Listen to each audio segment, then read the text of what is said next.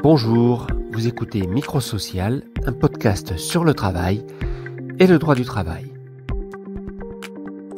En début d'été, Elisabeth Borne a remplacé Muriel Pénicaud au ministère du Travail. L'occasion de dresser le bilan, peut-être des réformes du droit du travail conduites par la précédente ministre, qui a mis en œuvre le programme promis par Emmanuel Macron. Avec nous pour parler de ces 3 ans de réforme du droit du travail, puisque nous avons entendu dans l'épisode précédent Étienne Pujol, avocat d'entreprise. Là, nous accueillons Michael Klein, qui est avocat chez LBBA, un cabinet qui défend les CSE, les syndicats et les salariés. Du point de vue, la réforme la plus importante, c'est vraiment la mise en place des CSE, qui a bouleversé la représentation du personnel dans toutes les entreprises françaises, ou presque toutes. Donc ça s'est fait progressivement avec une très nette accélération fin 2019, début 2020. Et donc là, nous, 99% de nos clients sont passés au CSE. Donc ça, je dirais que c'est pour moi la réforme phare du quinquennat, même si c'est encore un peu tôt pour évaluer ses conséquences. Donc on en reparlera, j'imagine, par la suite. Je dirais que ça, de loin, la réforme majeure. Et ensuite, peut-être d'autres réformes symboliques, aux conséquences peut-être plus incertaines aussi, mais qu'on commence à voir assez nettement.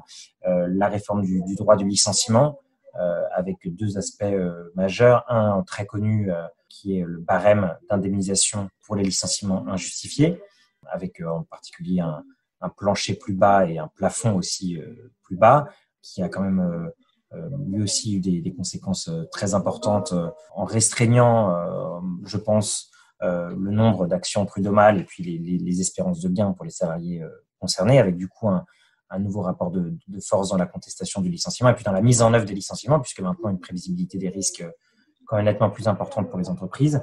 Et un deuxième aspect sur le licenciement, qui est la redéfinition du licenciement pour motif économique. Alors c'est un sujet un peu plus technique, un peu moins grand public, mais qui pour les praticiens est essentiel, avec une définition modifiée, la prise en compte du périmètre France au lieu du périmètre monde, et des critères de définition de la difficulté économique qui ont, d'une certaine façon, aussi facilité le licenciement. Donc, je dirais de façon générale une facilitation des licenciements avec le barème et la nouvelle définition du motif économique. Et puis une troisième réforme peut-être importante, même si celle-là, elle est vraiment encore en gestation d'une certaine façon, puisque ces effets commencent à peine à se faire sentir, mais on pressent que l'année 2020, la deuxième partie de l'année 2020 et l'année 2021 vont peut-être être le temps de l'éclosion de l'accord de performance collective, qui est une des réformes dont on a peut-être le moins parlé au moment des ordonnances, qui a été pour l'instant vraiment très très marginale dans ses effets, mais qui post-Covid-19, enfin post-Covid-19 ou en cours de Covid-19, puisqu'on ne sait pas très bien comment les choses vont évoluer, pourrait devenir une réforme aussi vraiment majeure. Pour quelle raison? Parce que c'est un accord qui permet de redéfinir les conditions d'emploi des salariés, finalement, c'est ça? En fait, pour une raison simple, c'est que c'est une alternative au plan de sauvegarde de l'emploi. Alors, on a plusieurs alternatives. On a, bien sûr, j'aurais pu en parler d'ailleurs, la rupture conventionnelle collective, qui était une première alternative, mais qui n'a pas eu du tout, je pense, le succès escompté par le gouvernement. On n'en a pas tant que ça. Et donc, l'accord de performance collective, c'est une alternative différente qui ne passe pas par les départs. C'est pour ça que c'est très différent de la rupture conventionnelle collective. La rupture conventionnelle collective, c'est quand même des départs. L'accord de performance collective, l'objectif, c'est d'imposer des changements dans l'entreprise, dans les conditions d'emploi des salariés, que ce soit en matière de rémunération, en matière de qualification, voilà, en matière de mobilité géographique. Et en imposant ces changements aux salariés, en faisant en sorte que ceux qui refusent ce changement quittent l'entreprise. Mais on voit bien que l'objectif, quand même, normalement, de l'accord de performance collective, en tout cas s'il est conçu correctement, c'est vraiment de faire en sorte que finalement les gens ne partent pas. Donc c'est une alternative au PSE, mais non pas une alternative au PSE dans le sens d'un autre moyen de réduire les effectifs, mais un moyen de faire en sorte de ne pas avoir à les réduire en imposant des changements qui peuvent être vraiment drastiques. Et là, on sent bien que c'est un outil qui va être utilisé dans le monde post-Covid, où on a des entreprises qui veulent des changements, qui veulent les imposer et qui veulent du coup passer par ce biais-là, c'est-à-dire, voilà, on impose les changements en disant bien aux salariés que ceux qui les refusent peuvent partir. Mais bon, on voit bien la difficulté de ce type de dispositif et les dangers de ce type de dispositif. Et donc, on en est vraiment aux prémices. Là, on a les premiers qui arrivent, mais on sait que côté côté patronat, il y a un mouvement assez fort en faveur de ces accords en disant que c'est une alternative qui peut être perçue comme favorable aux salariés, alors que jusqu'à maintenant, elle était perçue comme extrêmement défavorable. Là, ça peut être vendu comme quelque chose qui finalement est moins défavorable que le PSE. Concernant le CSE, pour y revenir, on a vu dans le bilan de la négociation collective 2019 qu'il y avait à peu près un CSE sur 7 seulement qui avait fait l'objet d'une négociation pour la mise en place. Et les syndicats se plaignent souvent de la diminution du nombre d'élus et des moyens, avec notamment une baisse des heures de délégation. C'est aussi votre analyse, votre constat? Alors, notre constat, c'est qu'effectivement, il n'y a pas eu autant de négociations qu'on aurait pu vouloir, premièrement, et deuxièmement, que les négociations ont été extrêmement décevantes. On a vu très, très peu d'accords innovants. On a vu vraiment énormément de négociations qui se sont concentrées sur les heures de délégation et les moyens, et on n'a pas du tout repensé la représentation du personnel comme on aurait pu le penser. On a vu pas mal de directions qui étaient dans une perspective, alors je caricature un petit peu volontairement, mais je pense que je suis pas loin de la vérité, un peu revancharde. Pour une fois, on a la loi avec nous, et donc on ne va pas s'en priver, on va baisser le nombre d'élus, on va baisser les moyens, et si vous voulez plus d'élus, si vous voulez plus de moyens, il faudra nous donner quelque chose en échange.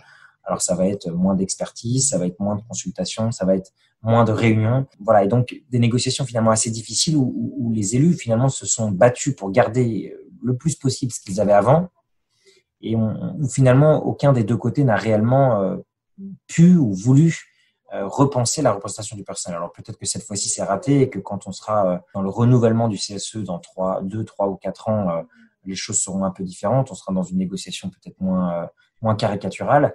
Mais en tout cas, pour l'instant, de notre point de vue, c'est vraiment un échec. Soit on a eu effectivement un CSE mis en place de manière unilatérale et donc on est vraiment au minimum. Soit on a eu un CSE négocié et sauf dans les très grosses entreprises ou alors des entreprises dans lesquelles le rapport de force est très favorable au syndicat, ou encore des entreprises dans lesquelles il y avait vraiment des sujets de litige qui pouvaient servir de levier, type le nombre de CSE, enfin le périmètre des CSE.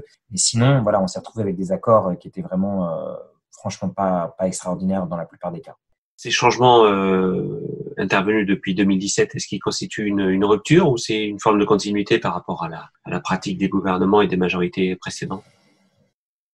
J'ai tendance à dire que c'est quand même une forme de continuité par rapport à la loi travail, hein, mais on a eu le sentiment, alors on ne sait pas exactement si c'est vrai, on n'est pas dans les cabinets ministériels, mais ce qui s'est dit à l'époque, c'était que tout ce qui avait été enlevé en dernière minute dans la loi travail était revenu dans les ordonnances. Donc la continuité, elle est malheureusement un peu évidente de ce point de vue-là. Après, je pense qu'on peut aussi parler de rupture dans le sens où on a franchi une étape de plus qui est quand même plus radicale, hein. Donc voilà, les barèmes, l'APC par rapport, voilà, l'APC typiquement, c'est des accords qui existaient déjà d'une certaine façon, mais qui ont été très très nettement facilités parce que ce qui existait avant ne marchait pas et ne permettait pas aux entreprises de faire ce qu'elles voulaient. Donc là, on est allé un peu plus loin. Donc on va toujours un petit peu plus loin. Je le dirais plutôt comme ça. Donc pas une rupture dans le sens où on n'est pas passé d'un monde noir à un monde blanc. Il y a clairement une continuité, mais une rupture un peu quand même dans le sens où on va plus loin quand même à chaque fois et de plus en plus loin. Et au bout d'un moment, du coup, ça représente quand même une forme de rupture. Pour terminer, quel avenir vous semble avoir ces différentes réformes compte tenu de la crise économique et sociale qu'on traverse? Est-ce que constitue une opportunité, au contraire une sorte de boulet pour le gouvernement, pour les entreprises, pour les salariés? Je pense que c'est pas facile de le dire. Alors sur les CSE, je pense pas réellement que la crise actuelle ait un effet sur la façon dont la représentation du personnel va être conçue de ce point de vue-là. Enfin, en tout cas, je le vois pas pour l'instant. Sur les licenciements et les APC, les accords de performance collective, là, oui, il va y avoir des conséquences et on risque de les voir vite, malheureusement, puisque si je prends l'exemple à la fois des barèmes et de la facilitation du licenciement pour motif économique, on voit bien que dans une période où la crise elle est réelle, on voit bien que le fait d'avoir facilité les licenciements, ça va permettre à certaines entreprises de licencier plus facilement, avec des garde-fous beaucoup plus faibles, dans une période où en plus il y a quand même beaucoup d'entreprises qui ont des vraies raisons de licencier, et on sait bien qu'il y a aussi des entreprises qui n'en ont peut-être pas autant qu'elles le diront et qui vont se précipiter un peu dans la brèche. Effectivement, ces nouveautés-là, en ce qui concerne le licenciement, on voit bien que c'est un vrai danger pour les mois et les années qui viennent. Et donc, ça vaut aussi pour l'accord de performance collective, même si, encore une fois, l'accord de performance collective va peut-être être perçu de façon un peu moins négative au cours des prochains mois et prochaines années qu'il l'avait été auparavant. Mais voilà, je dis ça avec beaucoup de réserve. Je demande à voir ce qui va être fait. Là, vraiment, on en est au tout début. Je pense que pour l'instant, il y a quand même encore eu une position d'attente et on s'attend à une avalanche de réorganisation à l'automne. On a eu là les premières là en juillet et je pense qu'on se dirige vers un automne très très très compliqué où effectivement ces réformes risquent finalement de rendre ces réorganisations peut-être plus faciles pour les employeurs et donc il y a un vrai danger de ce point de vue-là, mais c'est un peu tôt pour le dire. Merci à Michael Klein pour sa participation et à très bientôt pour un nouvel épisode du Micro Social, le podcast de la rédaction Actuel CSE.